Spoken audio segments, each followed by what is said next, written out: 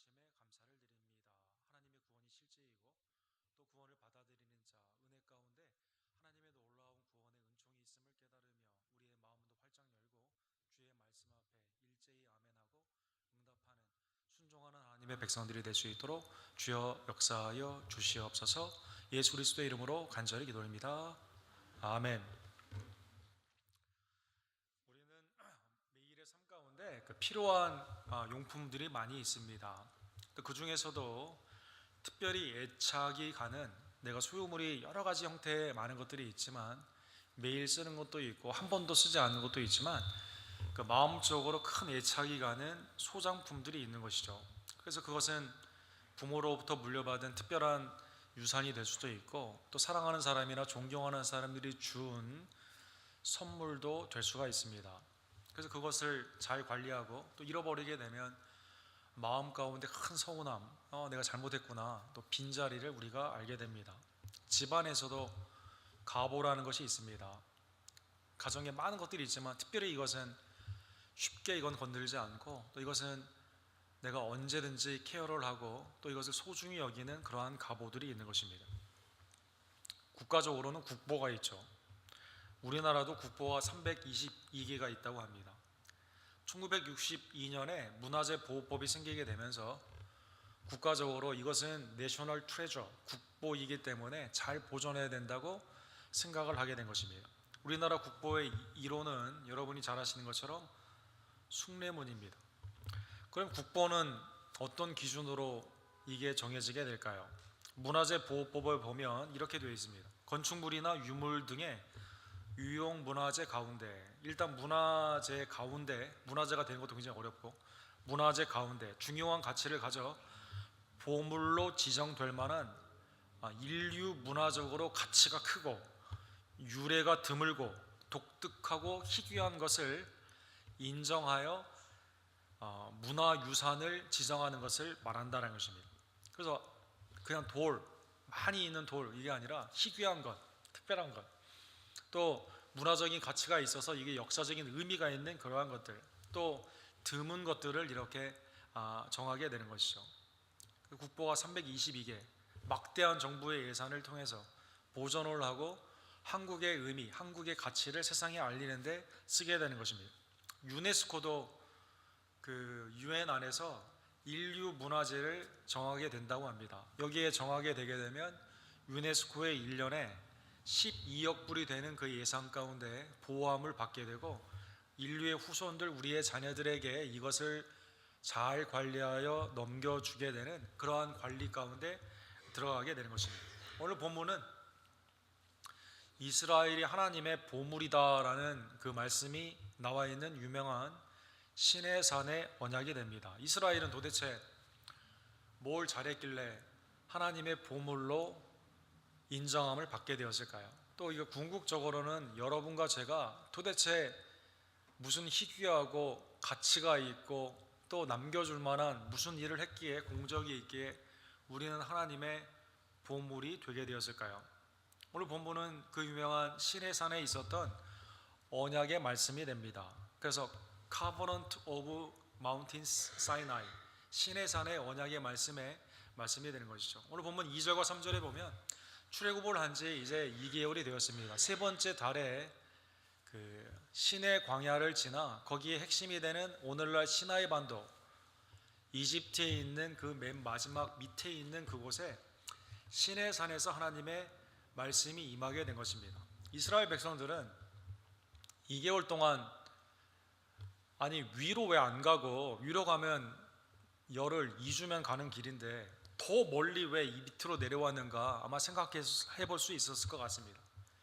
더 고통 가운데 2개월이 힘들고 어려운 그 길이었는데 하나님은 왜 이 밑으로 돌리시냐, 이러한 것들에 대한 질문을 해볼 수가 있었을 것입니다. 또 하나님은 거리가 멀 뿐만 아니라 젖과 꿀이 흐르는 가나안 땅으로 우리를 인도해 준다고 했는데 이 시내산, 말이 시내산이지 이것은 시내 산맥 중에 나무가 거의 없는 민둥산으로 이루어졌습니다. 초대 교회에서 이제 그 시내산에 사람들이 많이 가고자 했지만 시내산에 접근하는 게 매우 힘들고 또 중세에 가서야 이 이집트 관광청에 있는 그 그림인데요. 맨 밑에 보면 이 모나스터리 수도원을 세우게 되었는데, 이게 이제 관광지로 사용이 되지만 워낙 가는 길이 험하기 때문에 많은 사람들이 생각만큼 오지 않아서 이집트의 그 관광 수익에는 큰 도움이 되지 않는다고 합니다. 물이 있는 것도 아니고 산수가 화려한 것도 아니고 그냥 십계명을 여기서 받았다고 하기에 우리 성도들이 가고 싶긴 하지만 딱 가게 되면 야 빨리 집에 그냥 가자 자, 다 봤다 라고 할 만큼 별로 볼만한 산이 아니다라는 것입니다.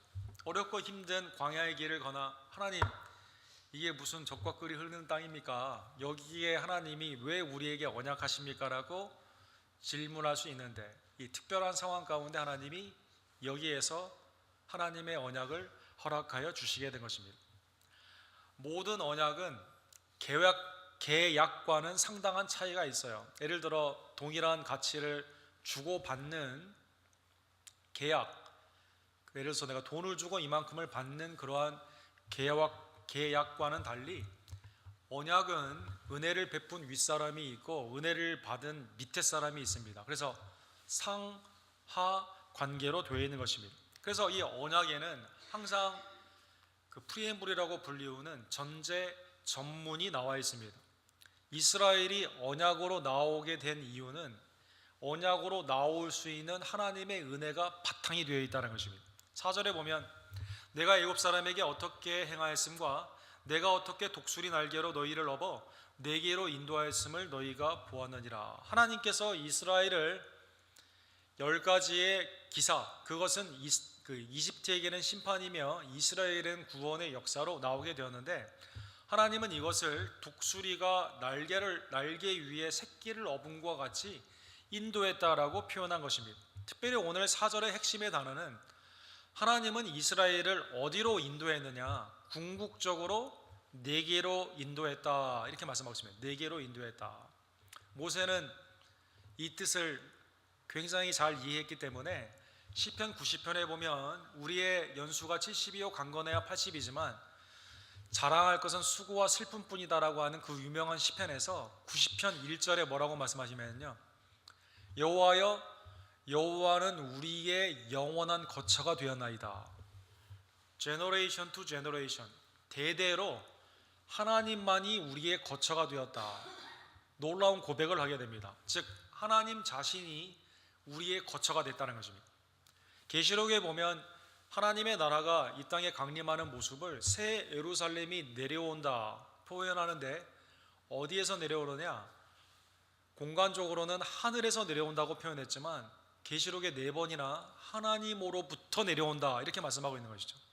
공간과 시간을 초월하여 주님이 우리의 영원한 거처가 되어 주신 것입니다. 그래서 오늘 본문에 보면 독수리가 날개에 새끼를 업어서 데려온 것처럼 어디로 왔냐? 이스라엘이 네게로 왔다는 것입니다. 신명기 32장 11절과 12절에도 비슷한 표현이 이렇게 나와 있습니다. 마치 독수리가 자기의 보금자리를 어지럽게 하며 자기의 새끼 위에 너풀거리며 그의 날개를 펴서 새끼를 받으며 그의 날개 위에 그것을 엎는 것 같이 여호와께서 홀로 그를 인도하셨고, 이스라엘을 어떻게 인도했냐? 독수리 어미가 독수리 새끼를 업어오는 것처럼 하나님 품으로 이스라엘이 전적인 은혜, 그 기적의 그 은혜를 통해서 하나님께로 그들이 인도함을 받게 된 것입니다. 갈대아 우르의 우상을 섬기던 아브라함을 불러내시고 아브라함과 이삭과 야곱의 하나님, 죽은 자의 하나님이 아닌 산자의 하나님께서 언약 가운데 하나님께로 놀라운 기적을 통해 은혜의 구원을 허락하여 주셨기 때문에 이 언약의 당사자로 이루어질 수가 있는 것입니다. 하나님은 오늘 본문에 보면 구원자와 구원받은 백성 간의 언약을 하게 되는데, 5절에 보면 이스라엘에게 이렇게 말씀하십니다. 세계가 다 내게 속하였느니. 창세기 1장에 나와 있는 것처럼 모든 만물 피조물은 하나님의 창조의 은혜를 받은 것입니다. 그런데 너희가 내 말을 잘 듣고 내 언약을 지키면, 구원주 하나님, 그 창조주 하나님께서 이스라엘을 만드시고 이스라엘을 구원하여 주셨는데, 언약에 순종하게 되면 5절과 6절에 나오는 것처럼 3가지의 복을 받게 됩니다. 구원의 은총은 이미 받았죠. 그런데 구원의 은총 가운데 하나님의 은혜의 말씀에 순종을 하게 되면 하나님이 이 3가지의 놀라운 분복을 허락하여 주시는 것입니다. 한글 성경에는 소유다라고 나와 있는데 본문의 의미는 보물이다라는 것입니다. 하나님께서 국보처럼, 그렇죠?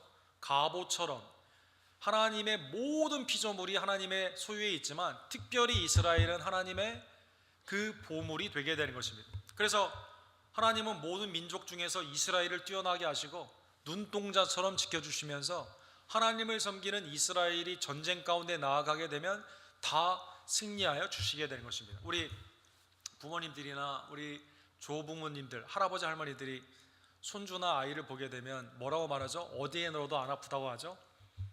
눈에 넣어도 안 아프다, 이런 표현을 합니다. 그래서 저도 어렸을 때 할아버지가 하도 그런 말을 많이 해가지고 할아버지 손에 눈에 한번 손을 넣은 적이 한 번 있는데, 진짜 안 아프다는 뜻이 아니라 그만큼 소중하다는 뜻이죠. 주님의 놀라우신 은총 가운데 모든 피조물에서 이스라엘의 택함의 은혜 가운데 구원의 은총으로 보물이 되는 것입니다. 두 번째로 하나님께 제사장의 나라, 예배를 드리는 나라가 되는 축복을 받게 되는 것입니다. 다른 우상, 애굽의 다신교가 아닌 또 이 가나안 땅의 잡족들이 아닌 오직 나를 사랑하시고 나를 구원하신 하나님께만 드리게 되는 유일신, 단독신앙, 하나님 앞에 예배를 드리는 나라가 되고, 그 다음에 세상을 향해서는 하나님의 거룩을 그대로 나타나게 되는 거룩한 백성이 되게 되는 것입니다. 사랑하는 성도 여러분, 이 놀라운 하나님의 분복의 은혜, 언약의 순종 가운데 주시는 이 놀라운 복을 이스라엘이 받게 되게 되었을 때 아마 생각했을 거예요. 야, 이 언약 너무 좋은 언약이다. 야, 우리를 구원해 주실 뿐만 아니라 이러한 복이 우리 앞에 있구나. 주님만을 잘 섬기면 되는구나. 놀라운 복의 이 언약의 축복을 그들이 기억하며 일제히 오늘 본문에 보면 아멘, 동의하게 된 것입니다. 애굽의 강제의 노역 가운데 먹고 살기가 힘든 애굽의 그 바로의 마음의 비유를 봐야 되고, 수많은 사람들의 외국의 언제 싸움이 있는가, 전쟁의 그 염려 가운데 있게 되면, 또 비가 많이 오거나 적게 오거나 날씨가 어떻게 되는가, 수많은 걱정거리로 살아갔던 그 인생에서 놀라운 은혜 가운데 광야에서 만나와 메추라기가 내립니다. 구름 기둥과 불 기둥으로 인도함을 받습니다. 하나님 앞에 예배를 드리는 놀라운 역사 가운데, 그것도 내가 내 공로로 찾아가는 게 아니라 하나님이 찾아오셔가지고 하나님의 강림하심을 통해 놀라운 이 은혜를 받게 되고, 언약의 조건도 간단해요. 그냥 내 말에 순종하라는 것입니다.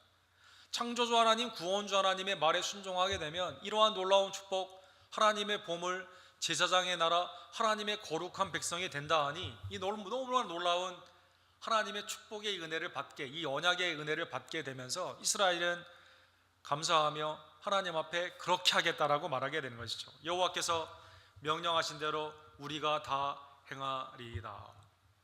고린도후서 1장 20절에 보면 신약에 있는 이 모든 구약에 있는 말씀이 신약의 그리스도를 통해 이루어지게 되었을 때 여러분과 저에게도 하나님이 우리에게 원하는 것이 수고하고 무거운 짐을 다시 얹어주는 게 아니라 그것을 내려놓게 되면 주님의 겸손과 온유를 따라 쉽고 가벼운 짐으로 나아가게 되죠. 주님의 언약, 예수님의 명령이 어려운 것이 아니라 하나님의 은혜를 받은 백성들에게는 쉽고 가벼운 것이다라는 것입니다. 그래서 하나님의 약속은 언제든지 그리스도 안에서 아멘, 예스가 되고, 그런즉 그로 말미암아 우리가 아멘하여 하나님께 영광을 돌리게 하느니라. 나를 만드시고 나를 구원하신 그이가 나에게 명령하신다면 사랑 가운데 우리가 그것을 기쁨 가운데 하기 때문에 안 됩니다, 나는 그렇게 못합니다라고 할 이유가 전혀 없다는 것입니다.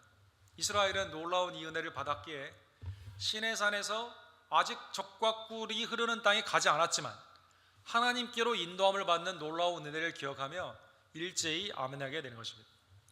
하나님께서 그러면 이 시내산에 언약을 준 이유는 무엇일까요? 오늘 본문에 보면 두 가지의 큰 의미가 있다라고 말씀하십니다. 빽빽한 구름, 영광의 휘카이나, 그 영광의 구름 가운데 하나님이 강림하시면서 두 가지를 말씀하신다. 하나는 언약의 아까 내온 것처럼 말을 잘 듣는 것, 순종을 원하시는 것이며, 그 다음에 여기 보면 빨간색으로 되어 있는 너를 영영이 믿게 하려 함이니라. 나를 영영이 믿게 하려 함이니라. 이건 다 이해가 되지 않습니까? 근데 모세를 영영이 믿게 하심이라, 이렇게 된 것이죠. 하나님의 언약의 이 중보자로 누가 부름을 받았느냐? 모세가 당시에 부름을 받았기 때문이라는 것입니다. 하나님의 말씀을 대언하는 모세는 개인적인 말을 한 게 아니라 하나님의 말씀을 선포했기 때문에 모세의 말을 듣지 아니하면 하나님의 말씀을 듣지 않는 것입니다. 그래서 모세가 싫어서 모세에게 반역을 한 자들은 하나님이 심판하여 주시게 되는 것이죠. 모세는 궁극적으로 언약의 중보자인 예수 그리스도를 예표합니다. 그래서 여러분, 누가복음 16장에 보면 거지 나사로가 부잣집에 이렇게 있다가 자색 옷을 입은 그 부자도 죽고 거지 나사로도 죽었지 않습니까? 근데 이제 나사로는 천국 아브라함의 품에 있고 이 부자는 지옥의 불 가운데 고통에 있게 되는 것이죠. 나사로를 보내서 물 좀 찍어서 내 혀에 대게 해달라고 그러니까 우리 사이에는 큰 그 갭이 있어서 못 간다, 그렇게 말하게 되죠. 그 다음에 그러면 나는 여기 있지만 내 형제들 나사로를 보내가지고 형제들은 여기에 오지 않도록 좀 말 좀 해달라고. 그때 예수님이 비유 가운데 이렇게 말씀하세요. 모세와 선지자들에게 듣지 아니하면 비록 죽은 자 가운데서 살아난 자가 있을지라도 고난을 받지 아니하리라 하셨다미라. 구약에 있는 모세와 시편과 선지자의 말씀이 예수 그리스도를 예표하는 말씀이 되기 때문에 하나님도 이 시내산의 언약의 핵심의 궁극적인 것은 모세의 중보자의 이 역할, 하나님의 말씀을 대언하는 중보자의 구원의 인도자의 모세의 말을 믿도록 하나님이 이 언약으로 허락하여 주신 것입니다. 그래서 히브리서 기자는 3장에 보면 모세가 하나님의 집에 충성한 것처럼 신약의 예수 그리스도는 아들로서, 모세는 종으로 충성했지만 아들로서 충성하였다라고 말씀하여 주시게 되는 것이죠. 사도행전 3장 22절에 보면 하나님이 메시아를 일으킨다는 표현을 모세와 같은 선지자를 너희 가운데 일으키신다라고 그래서 표현하여 주신 것입니다. 고린도전서 10장에 보면 모세에게 속하여 홍해를 건너게 되는데 그게 세례다라는 것이죠. 여러분과 저는 그리스도께 속하여 세례를 받게 된다라는 것입니다. 그래서 모세의 말, 하나님의 말씀을 그들은 믿어야만 되는 것입니다. 오늘 본문의 언약에 보면 언약의 맨 마지막에 경고가 나와 있습니다. 하나님이 이 구원주, 하나님의 그 창조주의 은혜 가운데 언약을 받은 백성 가운데 인지해야 되는 것이 꼭 있는데 그것은 하나님의 거룩인 것입니다. 거룩하신 하나님을 잊어버리면 되지 않습니다. 12절에 보면 하나님이 빽빽한 구름, 또 빛, 번개와 같이, 그 다음에 지진과 같이 수많은 그 초자연적인 그 모습으로 오시게 되게 되었을 때 하나님을 내가 쉽게 생각하여 그냥 모세도 거치지 않고 내 맘대로 그냥 올라가가지고 죄도 뒤돌아보지 않고 성결하지도 않은 채 산에 오르게 되면 산을 침범하는 자는 반드시 죽임을 당하리라. 21절에도 백성들이 나를 보려고 밀고 들어와 나 여호와께로 와서 보려고 하다가 많이 죽을까 하노라. 언약을 받은 백성들은 반드시 인지해야 되는 게 구원주 하나님, 창조주 하나님이 나를 언약의 당사자로 불렀을 때 하나님은 거룩하시고 나는 죄인임을 깨달아야만 된다는 것입니다. 그래서 내 방법대로 내가 그냥 단순히 하나님을 뵙겠다라는 생각으로 나의 위치를 생각하지 않고 상태를 생각하지 않고 무작정 나아가게 되면 소멸하시는 하나님의 심판의 불 가운데 그 가운데 죽게 되는 것입니다. 예를 들면 심지어 모세다 하더라도 출애굽기 33장에 보면 모세의 소원이 있었어요. 여러분, 그 사람이 뭘 원하는 걸 보면 그 사람의 현재 상태를 알 수 있지 않습니까? 솔로몬이 지혜를 구했다는 것은 놀라운 거죠. 부귀영화를 구하지 않고. 모세도 하나님의 중보자로 이렇게 쓰임을 받았는데 그가 원했던 것 딱 한 가지는 뭐냐면 주의 영광을 보는 것이었습니다. 얼마나 놀라운 진짜 그 고귀한 삶의 정말 신앙의 표대의 그 상을 보여주는 그 모습이죠. 모세가 이르되 주의 영광을 내게 보이소서. 출애굽기 33장에 이릅니다. 근데 하나님이 경고하세요. 모세라 하더라도 모든 사람이 하나님의 영광에 이르지 못하지 않습니까? 죄인이기 때문에. 그래서 하나님이 이렇게 말씀하세요. 내가 내 얼굴을 보지 못하리니 나를 보고 살 자가 없느니라. 하나님은 소멸하시는 분, 거룩하시는 분이기 때문에 백성들이 함부로 산에 침범하지 못할 뿐만 아니라 하나님의 존전에도 모세라도 가까이 가지 못하는 것입니다. 그래서 이때 그 유명한 사건이 하나님이 모세를 뒷모습만 보여주시게 되는 유명한 사건이 있는 것입니다. 얼마나 하나님의 거룩함이 얼마나 지극히 크면 성소가 있고 지극히 큰 성소다, 그 지성소에 하나님의 그 예배 가운데 나아가게 되죠. 거기는 함부로 못 들어가요. 대제사장이 1년에 한 번만 겨우 들어갈 수 있었다는 것입니다. 그래서 이스라엘 백성들은 죄인인 자기의 상태를 깊이 깨달아야만 되는 것입니다. 디모데전서 6장 16절에 보면 바울 사도가 하나님이 이 거룩을 이렇게 표현합니다. 오직 그에게만 죽지 아니함이 있고 가까이 가지 못할 빛에 거하시며 어떤 사람도 보지 못하였고 또 볼 수 없는 이신이 그에게 존귀와 영원한 권능을 돌릴지어다. 아멘. 하나님이 되심은 거룩함이다라는 것입니다.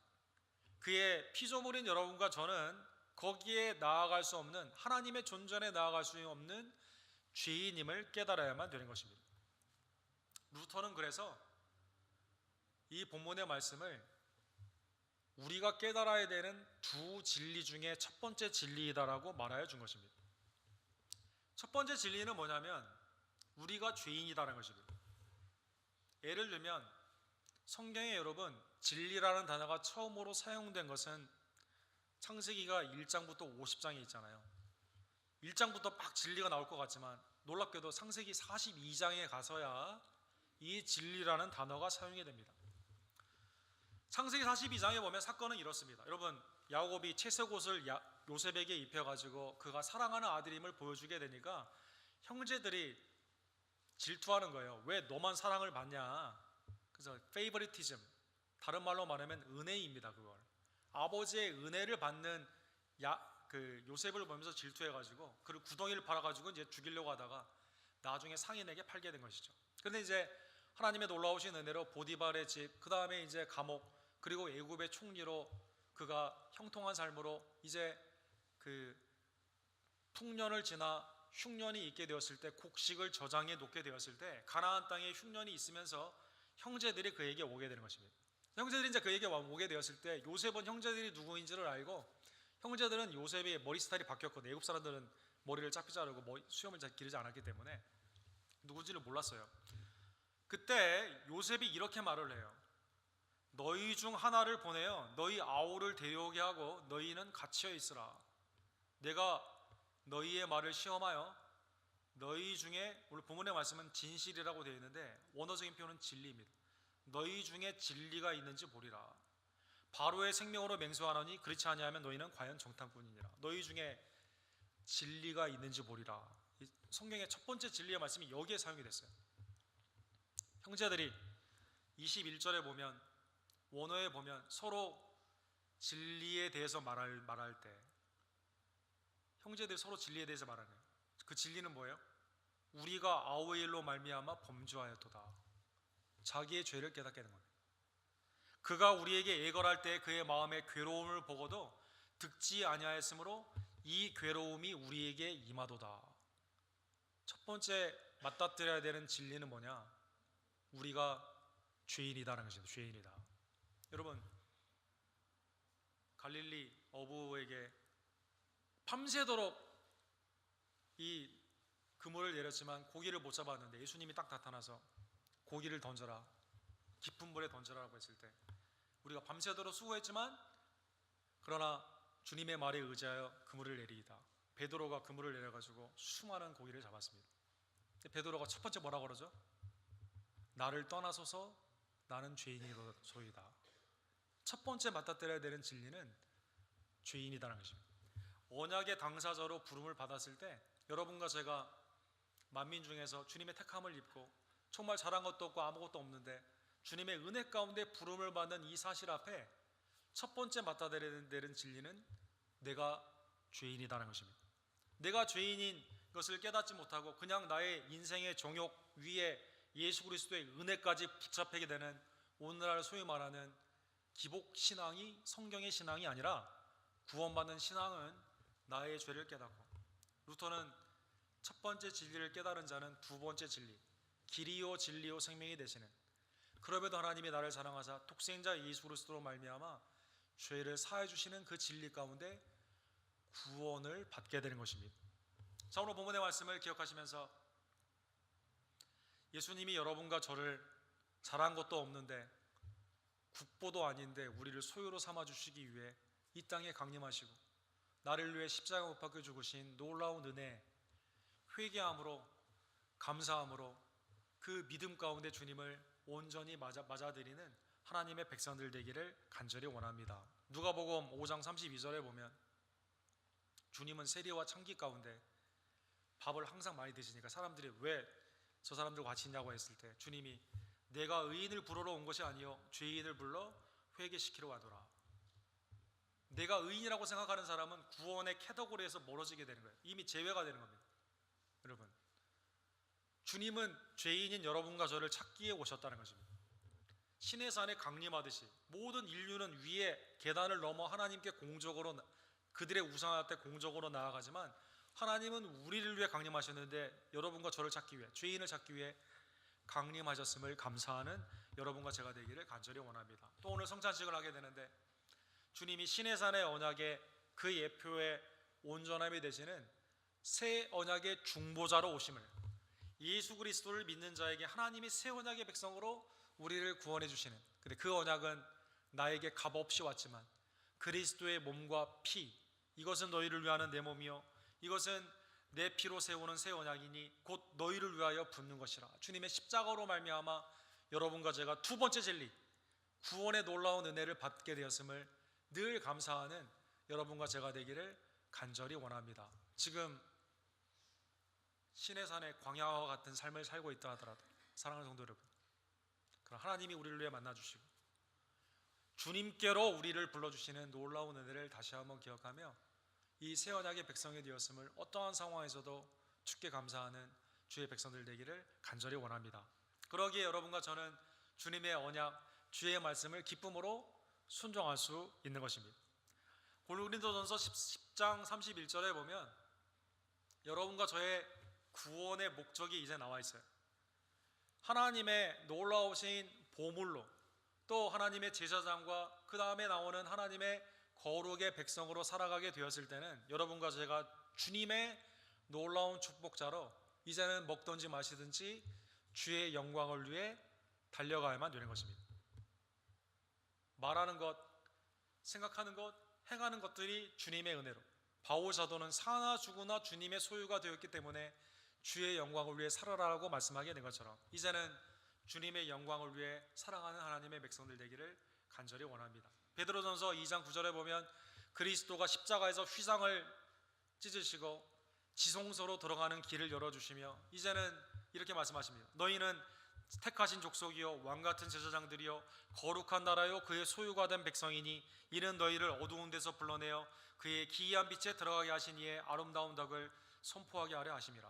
내가 뭘 잘해서가 아니라 아무것도 한 게 없는데, 죄의 값을 따지자면 죽음밖에 없는데, 그러나 나를 사랑하사 나를 구원해 주신 하나님의 은혜, 우리를 보물처럼 여기시고 눈동자처럼 지금도 보호하여 주시며 왕같은 제사장, 로얄 프리스트후드로 삼아 주셔서 하나님의 전 예비할 수 있는 축복, 바깥에 나아가 전도할 수 있는 축복을 허락해 주셨음을 다시 한번 깨달으며 이제는 나를 어떻게 구원하셨는가, 그 하나님의 은혜의 덕을 세상의 만방에 전포하는, 이것이 곧 우리의 구원의 목적임을 다시 한번 깨달으며 하나님의 신의 산의 언약의 완전체가 되시는 예수 그리스도의 그 언약을 온전히 기뻐하고 주님의 일 가운데 기쁨으로 나아가는 하나님의 백성들이 되기를 주님의 이름으로 간절히 축원합니다. 기도합시다. 사랑의 하나님 아버지, 감사합니다. 하나님, 우리가 보잘것없는 죄인 중에 괴수이지만 그러나 우리를 하나님의 보물로 삼아주시며 하나님께 예배할 수 있는 제사장, 주님의 지성소로 들어갈 수 있는 놀라운 축복을 허락하여 주시고, 그리고 거룩한 백성으로 하나님의 품성인 거룩을 나타나게 하시는 하나님의 백성이 되게 하심에 진심으로 감사를 드립니다. 하나님, 이 놀라운 은혜를, 거저받게 하시는 놀라운 은총을 늘 기억하며 먹든지 마시든지 사나 죽으나 우리는 주님의 은혜자임을 깨닫고 복음의 덕을 증거하며 매일의 삶 가운데 주의 영광을 위해 우리의 삶을 드리는 하나님의 백성들이 될 수 있도록 주여 역사하여 주시옵소서. 거룩하신 하나님의 존전 앞에 나의 심령과 입술과 행함을 살피며 특별히 새 언약의 중보자인 예수 그리스도의 이 성찬을 대하게 되었을 때 나의 삶을 뒤돌아보고 회개와 감사와 기쁨으로 주님과 교제하는 이 성찬에 참여하는 하나님의 백성들이 될 수 있도록 주여 역사하여 주시옵소서. 하나님, 우리 한독교회 모든 지체들 시내의 광야의 삶이다 하더라도 만나와 메추라기로 또 우리에게 꼭 필요한 길리앗의 향료 치유자가 되시며 또 하나님의 놀라우신 불기둥과 구름 기둥으로 인도함을 받고 있음을 다시 한번 깨닫고 우리의 영원한 거처가 되시는 하나님 안에서 기쁨과 감사함으로 주님 앞에 나아가는 주의 아름다운 종들이 될 수 있도록 주님 이 시간 역사하여 주시옵소서. 예수 그리스도의 이름으로 간절히 기도드립니다. 아멘.